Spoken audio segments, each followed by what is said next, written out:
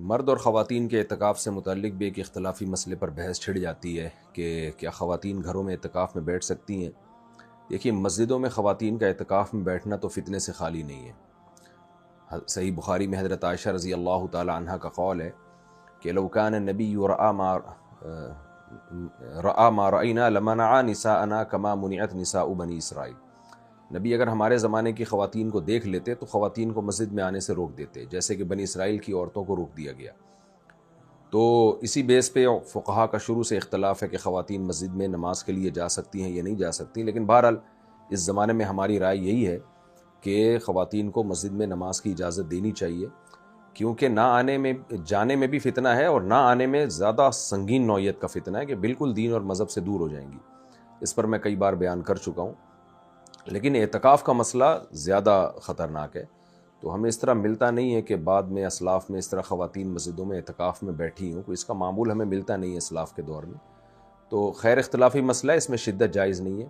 تو ہماری رائے یہی ہے کہ خواتین مسجد میں اعتکاف میں نہ بیٹھیں، اور جو اس کے بارے میں جو حالات ہیں، یعنی جو مشاہدات ہیں، جو لوگوں کے مشاہدات، جو تجارب جو لوگوں نے شیئر کی ہیں، وہ بھی یہی ہے کہ اس میں بڑا فتنہ ہوتا ہے، کیونکہ آج کل خواتین کو پردے کے حکام اور خوشبو نہ لگانا اور بہت ریزرو رہنا مردوں سے، یہ بڑا مشکل ہو گیا کام۔ تو نماز کے لیے تو آئیں گی، چلی جائیں گی، اور وہ بھی زیادہ تر ظاہر ہے جمعے عیدین کے لیے آئیں گی۔ عام نمازوں میں تو خواتین ویسے بھی نہیں آتی، اور ان کے لیے گھر میں نماز پڑھنا بہرحال یہ مسجد میں نماز پڑھنے سے زیادہ افضل ہے۔ لیکن اعتکاف میں تو 10 دن بیٹھنا ہوتا ہے، تو اس میں بڑی بے پردگی کا خطرہ ہوتا ہے، بد نظری کا خطرہ ہوتا ہے۔ تو اس لیے ہماری رائے بہرحال یہی ہے کہ خواتین مسجد میں بہرحال اعتکاف نہ کریں۔ باقی علماء کا چونکہ اختلاف ہے، اس لیے شدت بہرحال ٹھیک نہیں ہے اس مسئلے میں۔ باقی گھر میں خواتین اعتکاف کریں گی، کر سکتی ہیں کہ نہیں کر سکتی، تو اس میں بھی دونوں طرف دلائل ہیں، اور دونوں طرف دلائل جاندار دلائل ہیں۔ جو حضرات کہتے ہیں کہ خواتین گھر میں اعتکاف نہیں کر سکتی، ان کی دلیل قرآن مجید کی آیت ہے وَأَنْتُمْ عَاكِفُونَ فِي الْمَسَاجِدِ۔ قرآن نے مسجد میں اعتکاف کا ذکر کیا ہے، تو ظاہر ہے ہر عبادت کی کچھ شرائط ہوتی ہیں، تو قرآن نے جو شرط بیان کی ہے اس شرط کی پابندی لازم ہوگی۔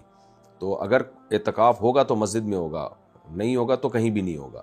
یہ قول بھی بڑا مضبوط ہے دلیل کے لحاظ سے، لیکن احناف میں جس قول پہ فتویٰ دیا گیا ہے وہ یہ ہے کہ عورت گھر میں اعتکاف کر سکتی ہے، اور اس کے اپنے دلائل ہیں، میں نے 2-3 سال پہلے وہ بیان بھی کیے تھے، لیکن اب چونکہ میں اگر وہ دلائل کی دنیا میں جاؤں گا تو یہ بات کلپ بہت لمبا ہو جائے گا۔ تو جو فقہ حنفی کو جو فالو کرتے ہیں یا علماء احناف کو جو فالو کرتے ہیں، تو ان کے لیے گنجائش ہے ان خواتین کے لیے کہ وہ گھر میں اعتکاف کر سکتی ہیں۔ بہرحال اختلافی مسئلہ ہے، اور پھر میں نے بتایا کہ اس میں شدت جائز نہیں ہے۔ تو صدیوں سے خواتین گھروں میں اعتکاف کرتی آ رہی ہیں، لیکن گھر میں پھر اگر اعتکاف کرنا ہو تو سب سے بہتر تو وہ کمرہ ہے جس میں نماز کا معمول ہو۔ تو خاتون کسی کمرے کو نماز کو خاص کر دیں، یعنی نماز اسی میں ہوا کرے۔ نبی صلی اللہ علیہ وسلم نے ہمیں حکم دیا ہے کہ گھروں میں ایک کمرہ ایسا رکھنا چاہیے جو نماز کے لیے ہو۔ تو ایسا کمرہ جس میں نماز پڑھی جاتی تھی، خاتون اس کمرے کو خاص کر دیں اعتکاف کے لیے، اگر اعتکاف کرنا چاہتی ہیں، اس قول پر عمل کرنا چاہتی ہیں جس میں گھر میں اعتکاف کی گنجائش ہے، تو اس کمرے کو خاص کر دیں۔ پھر اس کے وہی حکام ہوں گے جو مسجد کے حکام ہوتے ہیں، یعنی اعتکاف کے حق میں، ویسے وہ حکام نہیں بن جائیں گے جو مسجد کے ہوتے ہیں، لیکن اعتکاف کے حق میں وہی حکام ہوں گے۔ تو وہ حکام کیا ہیں؟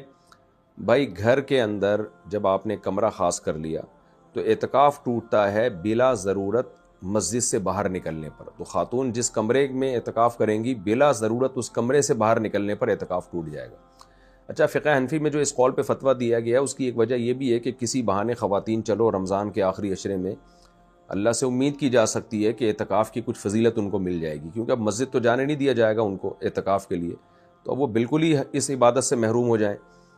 تو اس لیے پھر اس پہلو کو ترجیح دی گئی ہے کہ بالکل عبادت سے محروم ہونے سے بہتر ہے کہ ان کو گھر میں وہ کمرہ جہاں وہ نماز پڑھا کرتی تھی اس میں اعتکاف کا ان کو حکم دے دیا جائے، تاکہ لیلۃ القدر ان کو حاصل ہو جائے، اس بہانے کچھ عبادت کر لیں، اللہ اللہ کر لیں۔ تو اس بیس پر فقہ حنفی میں اس قول کو ترجیح دی گئی ہے، اور ہم نے دیکھا ہے بہت سی خواتین کی زندگیاں تبدیل ہو جاتی ہیں۔ بہرحال اس میں دلائل دونوں طرف ہیں، اس میں دلائل کی دنیا میں میں بھی نہیں پڑھنا چاہ رہا۔ تو اب کیا حکم ہوگا کہ بھئی، پہلی بات یہ کہ یہ جو رمضان کے 10 دن کا سنت اعتکاف ہے نا، یہ روزے کے ساتھ مشروط ہے. تو اب مرد ہوں یا خواتین دونوں کے لیے ایک مسئلہ، روزہ اگر نہیں ہوگا تو یہ سنت اعتکاف نہیں ہوگا. تو نفلی ہو سکتا ہے، سنت اعتکاف نہیں ہوگا. اس سے پتہ چلا کہ کوئی خاتون اگر مینسز کی حالت میں ہے تو پھر وہ سنت اعتکاف نہیں کر سکتی، کیونکہ مینسز میں روزہ نہیں ہوتا اور روزہ اس اعتکاف کے ساتھ شرط ہے. ایک بات یہ ہو گئی. دوسری بات یہ ہو گئی کہ اعتکاف کی حالت میں جب خاتون کمرے میں ہو یا مرد مسجد میں ہو تو اعتکاف میں غلطی سے بھی مسجد سے باہر نکلنے سے روزہ اعتکاف ٹوٹ جاتا ہے. خوب سمجھ لیں، غلطی سے بھی اگر آپ مسجد سے باہر نکل گئے تو اعتکاف ٹوٹ جائے گا. ضرورت سے نکلنا ایک الگ چیز ہے، غلطی سے نکلنا ایک الگ چیز ہے. ضرورت کی وجہ سے نکلیں گے تو اعتکاف نہیں ٹوٹے گا، غلطی کی وجہ سے نکلیں گے تو اعتکاف ٹوٹ جائے گا. دو باتیں ہو گئی. ایک بات یہ کہ اگر کسی وجہ سے اعتکاف میں آپ کا روزہ ٹوٹ گیا تو پھر اعتکاف بھی ٹوٹ جائے گا. مثال کے طور پر آپ غرارے کر رہے تھے اعتکاف روزے کی حالت میں، حالانکہ نہیں کرنے چاہیے غرارے، لیکن غرارہ کرنے سے روزہ ٹوٹتا نہیں ہے. لیکن آپ کو پھر بھی شوق تھا غرارے کرنے کا، غرارہ کیا اور اس دوران غلطی سے پانی آپ کے حلق میں اتر گیا. تو اب یہ بھولے سے نہیں اترا ہے، یہ غلطی سے اترا ہے.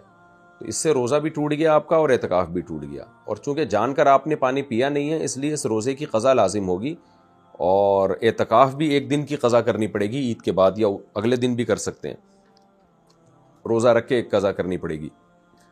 لیکن کفارہ لازم نہیں ہوگا کیونکہ آپ نے جان کر نہیں کیا، غلطی سے کیا ہے.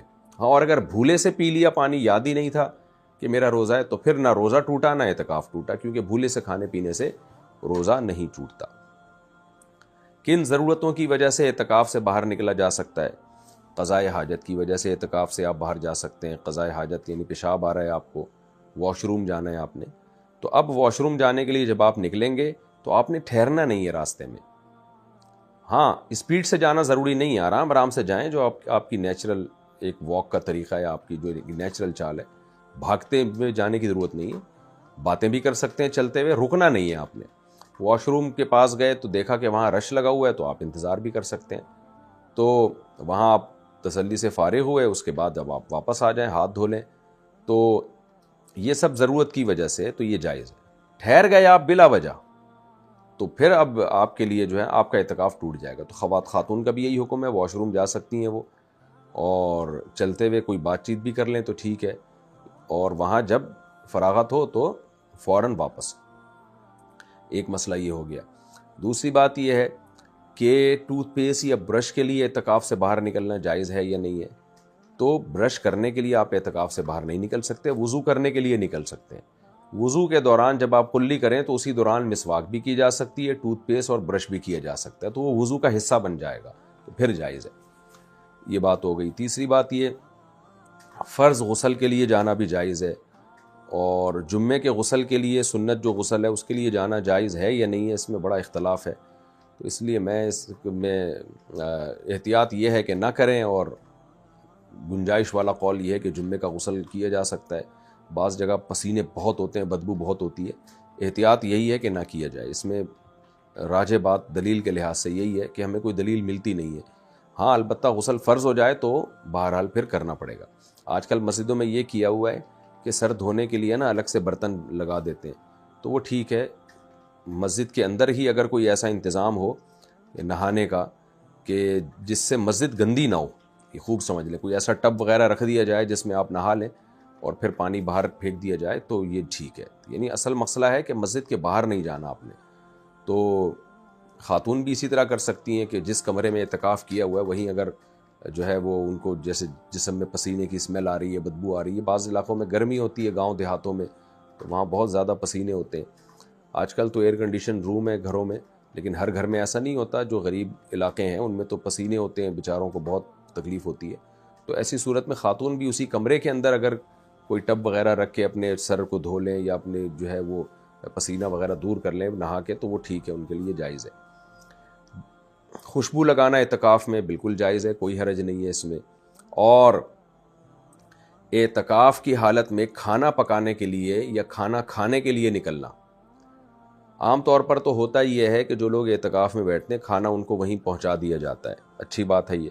لیکن اگر کوئی نہ پہنچائے یا پہنچانے والا نہ ہو، یا آپ نہیں لینا چاہتے کسی سے خدمت کہ آپ کیوں کسی کا احسان لیں، تو کھانا کھانے کے لیے بھی آپ اعتکاف سے باہر جا سکتے ہیں ہوٹل وغیرہ میں، اور خاتون جو ہے وہ کھانا پکانے کے لیے بھی نکل سکتی ہیں۔